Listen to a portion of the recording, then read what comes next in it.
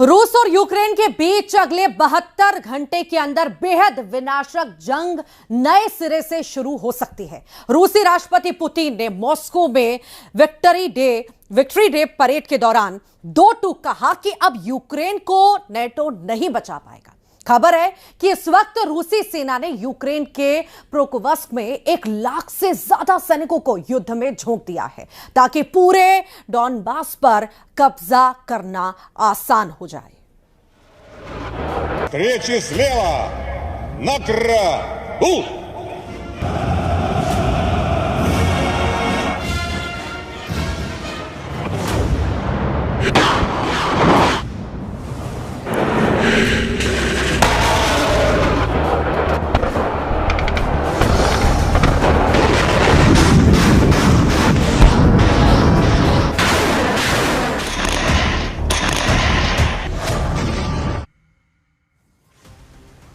Moscow में victory day parade, 72 घंटे में डॉनबास पर हमला।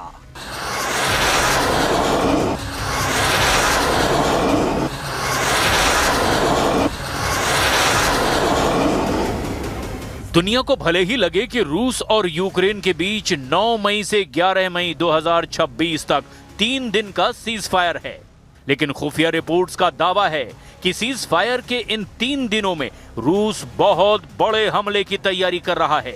और ये तैयारी ऐसे वक्त में हो रही है जब पूरे रूस में हर साल की तरह 9 मई को विजय दिवस यानी विक्ट्री डे परेड का आयोजन हुआ है। विक्ट्री डे परेड में पुतिन के तेवर और बयानों से साफ पता चलता है कि रूस का प्राइम टारगेट यूक्रेन के साथ साथ नेटो भी बन चुका है। इसीलिए दावे किए जा रहे हैं कि भले ही रूस और यूक्रेन के बीच सीज फायर चल रहा हो, लेकिन रूस और यूक्रेन दोनों ही एक दूसरे पर घातक और खौफनाक हमले की तैयारी कर रहे हैं। रूस यूक्रेन युद्ध को 5वां साल चल रहा है। इस जंग को 1536 दिन से ज्यादा का वक्त हो चुका है। 4 साल 2 महीने और 15 दिन से लगातार बिना रुके खुलेआम और खुफिया तरीके से हमले एक दूसरे पर किए जा रहे हैं। अब हम आपको दिखाने जा रहे हैं कि कैसे पुतिन ने इशारा कर दिया है कि भले ही रूस ने विक्ट्री डे परेड को लेकर यूक्रेन पर हमले ना किए हों, लेकिन सीज फायर के बाद रूस का यूक्रेन पर सबसे बड़ा टारगेट डॉनबास होगा, जिसे पुतिन अब हर हाल में हासिल करना चाहते हैं। हालांकि ज़ेलेंस्की भी ऐलान कर चुके हैं कि यूक्रेन के सबसे नए एडवांस और घातक हथियार मॉस्को पर तूफानी हमले को तैयार हैं। खास तौर से ज़ेलेंस्की फ्लेमिंगो मिसाइल से रूस को सीधी धमकी दे रहे हैं, यानी घटनाक्रम तेजी से बदल रहा है। और हम शुरुआत करते हैं उस खबर से जहां रूस अब डॉनबास पर बड़ा हमला करने जा रहा है।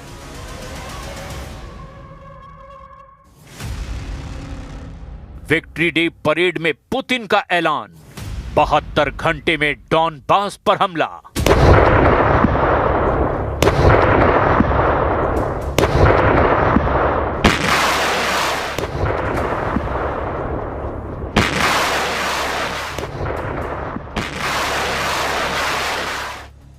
रूस ने 9 मई को सालाना विक्ट्री डे यानी कि विजय दिवस मनाया। इस दौरान मॉस्को के मशहूर रेड स्क्वायर पर भव्य सैन्य परेड हुई, जिसमें राष्ट्रपति व्लादिमीर पुतिन शामिल हुए। पुतिन ने रेड स्क्वायर पर विक्ट्री डे के भाषण में यूक्रेन में अपने युद्ध को सही ठहराया और नेटो को जमकर निशाने पर लिया। पुतिन ने यूक्रेन के रवैये पर सवाल भी खड़े किए, जिसके खिलाफ वो फरवरी 2022 से युद्ध लड़ रहे हैं। पुतिन ने कहा कि वो यूक्रेन के खिलाफ न्याय संगत युद्ध लड़ रहे हैं, जो एक आक्रामक ताकत है। यूक्रेन को नेटो से लगातार हथियार और समर्थन मिल रहा है। रूस के सबसे बड़े समारोहों में से एक के दिन पुतिन का ये बेहद अहम बयान आया है। ये विक्ट्री डे नाजी जर्मनी पर सोवियत संघ की जीत की याद दिलाता है। अब आप जान लीजिए रूस का अगला बड़ा टारगेट यूक्रेन में क्या होगा। पुतिन का विक्ट्री डे मिशन शुरू, डॉनबास पर होगा कब्जा। पश्चिमी मीडिया के दावों के मुताबिक पुतिन विक्ट्री डे परेड से रूसी सेना में एक नई जान फूंक रहे हैं। दावा किया जा रहा है कि 5वें साल में चल रही जंग ने रूस की सैन्य शक्ति को काफी कमजोर कर दिया है।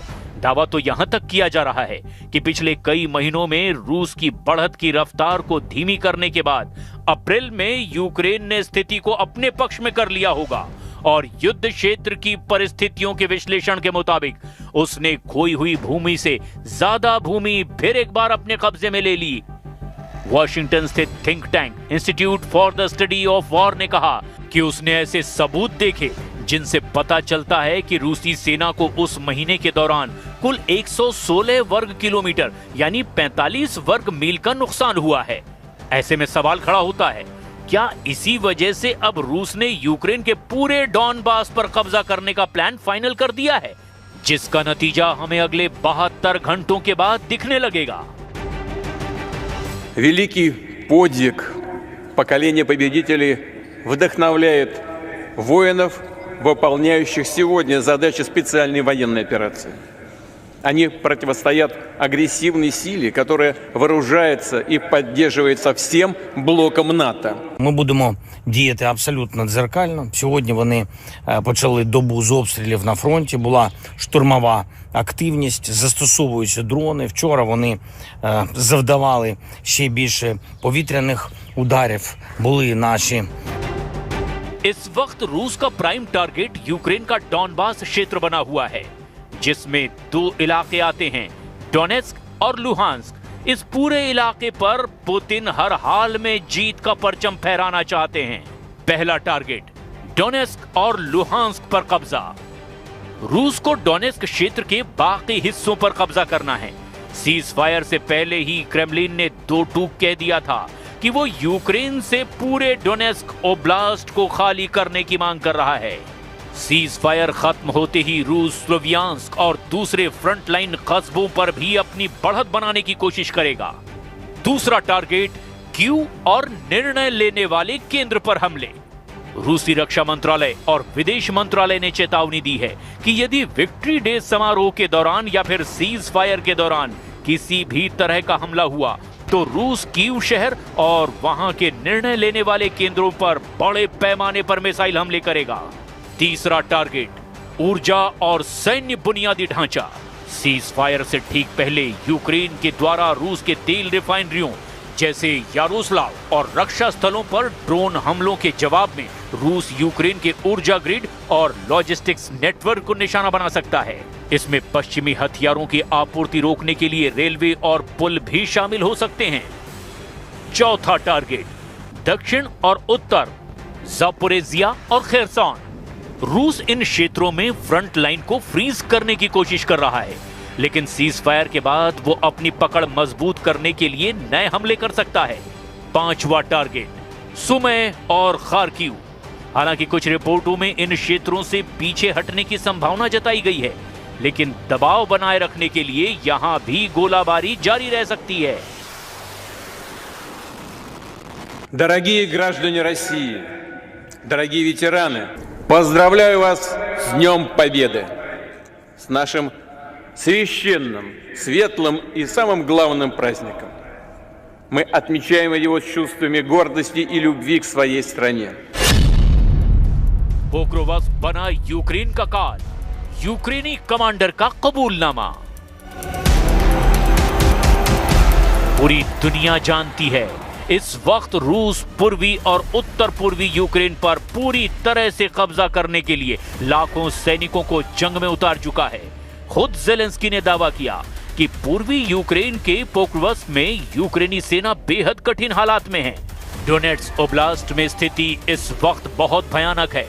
पोक्रोवस्क इस वक्त पूरे युद्ध का सबसे गर्म और निर्णायक मोर्चा बना हुआ है। यहाँ की स्थिति बेहद गंभीर और तनावपूर्ण है।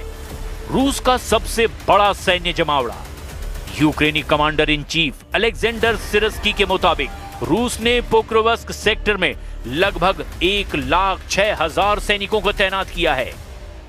ये इस समय पूरी फ्रंट लाइन पर किसी भी एक क्षेत्र में सैनिकों की सबसे बड़ी संख्या है।